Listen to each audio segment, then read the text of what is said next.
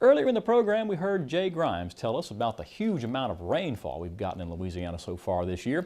In this week's Bottom Line, Neil Melancon shows us how similar rainfall patterns across the Midwest are affecting both grain and livestock prices, both for better and for worse.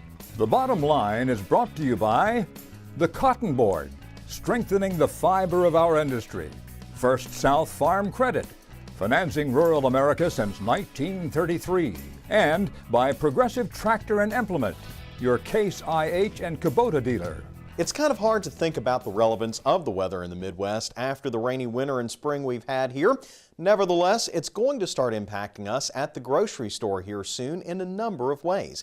How exactly is still up in the air, but the next week will be very telling. Let's first take a look at where we are corn planting wise, as it tells the tale of the rainy, cold weather the Corn Belt has had so far this year.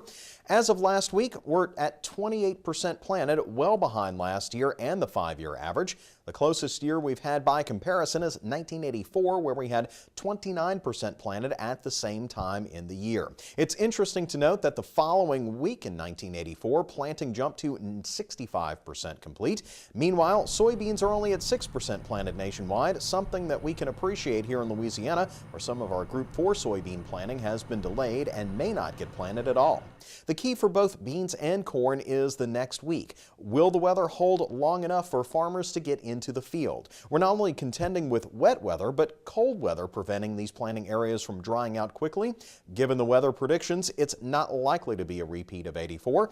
The bottom line is, how will it affect us? The answer to that depends on 3 things. 1, the amount planted. 2, the weather over the summer. And 3, when will the cold weather begin affecting us this fall? Everything is pointing to a reduced crop this year, which will mean not only higher prices for corn and bean products, but we've still been waiting on cheap grain to help rebuild the nation's livestock herd. If that doesn't start happening, we're going to see a continuation of these higher prices, not only this year, but next year especially.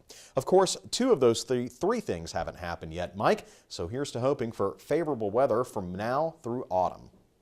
And Neil, certainly we hope things will dry out not only for Louisiana farmers, but for our friends in the Midwest. Neil Melancon, thanks.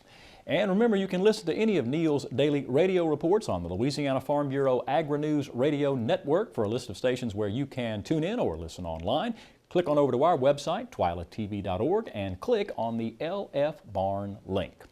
That does it for this edition of This Week in Louisiana Agriculture. Be sure to join us next week when A.J. Sabine will take us south of the border to show us how the Louisiana rice industry is making inroads into Mexico. A report from Mexico City you don't want to miss. Until then, you can watch any of our stories from this week's show or past episodes. You know the address to our website, twilatv.org. For all of us here at This Week in Louisiana Agriculture, I'm Michael Dana. Thanks for joining us, everybody. Hope to see you again right here next week.